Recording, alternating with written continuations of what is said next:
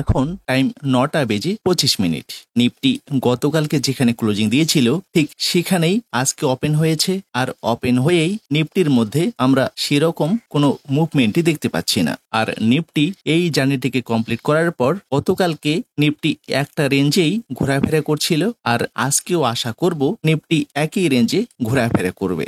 কারণ আমরা যদি ডেইলি টাইম ফ্রেমে ক্যান্ডেল দেখি, এখানে দেখুন এই জার্নিটিকে এখানে কমপ্লিট করে দিয়েছিল, এখানে একটা সুইং লো তৈরি করেছে। নিফটি আবার এই হাইয়ে গিয়ে এই ক্যান্ডেলটি ইশারা করছে যে নিফটি এখানে কয়েকদিন টাইম পাস করতে পারে, আর টাইম পাস করার পর একটা আপ মুভ হওয়ার সম্ভাবনা আছে। তবে আমরা দেখব নিফটির সেই মুভটি কবে আসে।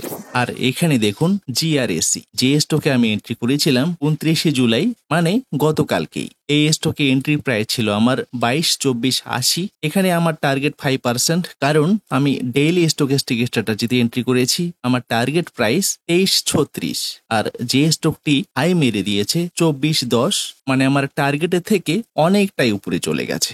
স্টকটি প্রথম 15 মিনিটের ক্যান্ডেলে 8% উপরে চলে গেছে, যেখানে আমার টার্গেট ছিল 5%। আমি যদি এই স্টকটির টেকনিক্যাল চার্ট দেখে নেওয়ার চেষ্টা করি, এখানে দেখুন গতকালকে মার্কেট ওপেন হওয়ার সাথে সাথেই আমরা এন্ট্রি করেছিলাম। আমরা এখানে টার্গেট রেখেছিলাম 5%, আর স্টকটি এখানে 8% উপরে চলে গেছে, মানে আমাদের টার্গেট হিট করে দিয়েছে। আর যেহেতু আমাদের টার্গেট হিট, তাই আমরা এখান থেকে এক্সিট। স্টকটির মধ্যে একটা আপ মুভ কিন্তু আসতেই পারে, কারণ এখানে সুইংটি তৈরি করার পর এই গ্যাপটিকে এখানে পূরণ করে দিতে পারে। কিন্তু আমরা আমাদের স্ট্র্যাটেজি অনুযায়ী আমাদের টার্গেট হিট, তাই আমরা এখানে এক্সিট। আর গতকাল আমি যে স্টকটিকে নিয়ে আলোচনা করেছিলাম, নেস্টল্যান্ড, স্টকটি দেখুন চার্ট ওপেন হয়ে প্রথম ক্যান্ডেলটি গ্রিন তৈরি করেছে। আমরা দ্বিতীয় ক্যান্ডেলে এন্ট্রি করার চিন্তা ভাবনা করতে পারি। স্টকটির বর্তমান কারেন্ট প্রাইস 24.7310। আমরা কারেন্ট প্রাইসেই এন্ট্রি করব, তাই এখানে ট্রেডিং জার্নালে এসে প্রথমে এই স্টকটিকে এখান থেকে হটিয়ে দেব। এখানে ট্রিগার প্রাইস পর্যন্ত সিলেক্ট করে কপি করে ক্লোজড পজিশনে এসে এখানে right click, paste special, values only, এখানে ডেট দিয়ে দিলেই আমরা জিআরএসি থেকে একদিনে 5% টার্গেট হিট করে দিলাম। এখান থেকে আমার নেট গেইন 196 টাকা। ঠিক একইভাবে স্টকটিকে সিলেক্ট করে এখানে ডিলিট করে দেব। বাই ডেটকে করবো আমি শর্ট করেই আমি এখন নেস্টল্যান্ডে এন্ট্রি করব। নেস্টল্যান্ডে আমার এন্ট্রি প্রাইস 24.7190। এখানে আমি দুটো কোয়ান্টিটি নেব, আর দুটো কোয়ান্টিটি নেওয়ার পর আমি এখানে আমার টোটাল ক্যাপিটালের 5.64% ইউজ করলাম, যেখানে আমার টোটাল টার্গেট 247 টাকা, মানে 5%। আমার এই টার্গেটটি যেদিনই হিট করে দেবে আমি সেদিনই এখান থেকে এক্সিট করে যাব। তবে এই সমস্ত বিষয়ে আমি শেয়ার করছি অনলি লার্নিং পারপোজ। আমার বলাতেই আপনি কোনো স্টকে এন্ট্রি করবেন না। আপনাকে যদি কোনো একটা স্টকে এন্ট্রি করতেই হয়, সেটা অবশ্যই নিজস্ব অ্যানালাইসেই।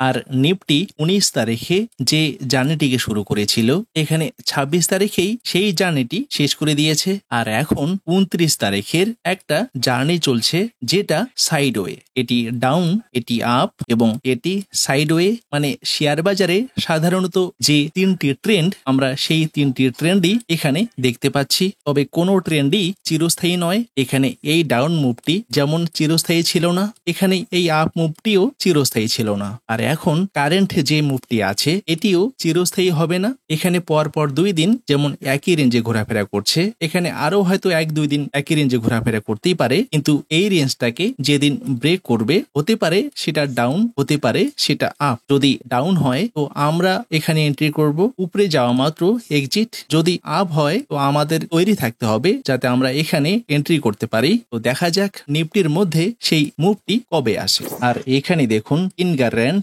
যে স্টকটিতে আমি এন্ট্রি করেছিলাম 18 জুলাই, এখানে আমার টার্গেট ছিল অনলি 5%। যে স্টকটি টার্গেটটি আমার হিট করে দিয়েছে। এখানে আমার বাই প্রাইস ছিল 4235 টাকা 85 পয়সা। টার্গেট প্রাইস ছিল এখানে 4447 টাকা 64 পয়সা। যে স্টকটি এখানে 4539 টাকা হাই মেরে দিয়েছে, মানে আমার টার্গেটটি হিট। আমি যদি এই স্টকটির টেকনিক্যাল চার্ট দেখে নেওয়ার চেষ্টা করি, এটি দেখুন সেই 18 জুলাইয়ের ডেইলি ক্যান্ডেল, যে ক্যান্ডেলটি ওপেন হওয়ার পর মোটামুটি 4% 1% মতো উপরে গেছে, কিন্তু আমার এখানে টার্গেট ছিল 5%। এখানে 1%-এর জন্য আমার টার্গেট হিট করেনি, আর তারপর এখানে আমাকে এতগুলো দিন ঝুলতে হলো। আমরা এখানে কেন এন্ট্রি করেছি? এখানে এন্ট্রি করার আমাদের একটাই কারণ, এখানে দেখুন বোলিঙ্গার লোয়ার ব্যান্ডের নিচে ক্যান্ডেলটি কিন্তু ক্লোজিং দিয়েছে এবং সাথে সাথেই এখানে স্টকেস্টিক 20 লেভেলের নিচে দুটো লাইনই ক্লোজিং দিয়েছে। মানে আমরা সাধারণত যে স্ট্র্যাটেজিতে ট্রেড করে থাকি সেই স্ট্র্যাটেজির দুটো প্যারামিটার ম্যাচ করে গেছিল, আর সেই কারণেই আমরা এই 18 জুলাইয়ের ক্যান্ডেলে এন্ট্রি করেছিলাম।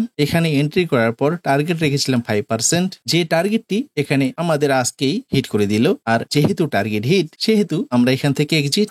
সেজন্যই এখানে ট্রেডিং জার্নাল থেকে অ্যাকাউন্ট থেকে ট্রিগার প্রাইস পর্যন্ত সিলেক্ট করে কপি, এখানে ক্লোজ পজিশনে এসে এখানে right click paste special values only, এখানে আজকের ডেটটি দিয়ে দেবো 30 জুলাই। এখানে 12 দিনে 5% টার্গেটটি হিট, যে স্টকে আমার নেট প্রফিট 185 টাকা। আর এখানে দেখুন যেটি আমার 2 লাখ টাকার পোর্টফোলিও, এখানে 120 দিনে 12% গেইন, আর এখানে রিয়েলাইজড গেইন 24,000, আনরিয়েলাইজড গেইন 138। আর এই বিষয়গুলো আমি এই জন্য শেয়ার করি যে শেয়ার বাজারে ট্রেড করতে সেরকম কোনো জাদু মন্ত্রের ব্যাপার নেই। আমরা যদি কয়েকটি মাত্র কৌশল সঠিকভাবে ব্যবহার করতে পারি তো এখানে প্রফিট ছাড়া লসের কোনো ব্যাপারই নেই। কিন্তু আমাদের মধ্যে যদি কোনো রুলসই না থাকে তো সেখানে সমস্যা হতে পারে। তাই শেয়ার বাজারে ট্রেড বা ইনভেস্ট করার আগে সেই নিয়মগুলো জেনে নেওয়া খুবই জরুরি, যে বিষয়গুলো আমি প্রিভিয়াস ভিডিওগুলোতে আলোচনা করেছিলাম। ভিডিওগুলো হতে পারে একটু বোরিং টাইপের, কিন্তু আপনি যদি সেই ভিডিওগুলোকে একটু ধৈর্য ধরে দেখেন তো আশা করব সেই ভিডিওগুলো থেকে অনেকটাই নলেজ গেইন করতে পারবেন।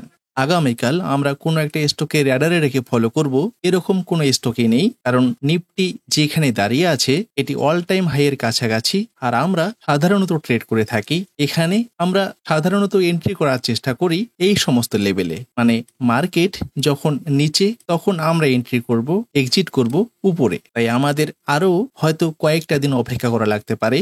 নিফটি যদি একটা ডাউন মুভ দিয়ে দেয় তো আমাদের হাতে সেটা হতে পারে সুবর্ণ সুযোগ, আর আমরা সেই সুবর্ণ সুযোগটিরই অপেক্ষা করব। তো দেখা যাক আগামীকাল আমাদের ওপেন পজিশন থেকে কোনো স্টক টার্গেট হিট করে কিনা। যদি কোনো স্টক টার্গেট হিট করে দেয় আমরা শুধু সেই স্টকগুলো থেকে এক্সিট করব, এন্ট্রি কোনো স্টকই করব না। তো আজকের মতো এটুকুই। ভিডিওটি যদি ভালো লাগে লাইক ও শেয়ার করবেন, কমেন্ট বক্সে আপনার মতামত জানাবেন। দেখা হচ্ছে নেক্সট ভিডিওতে। ধন্যবাদ, ভালো থাকবেন।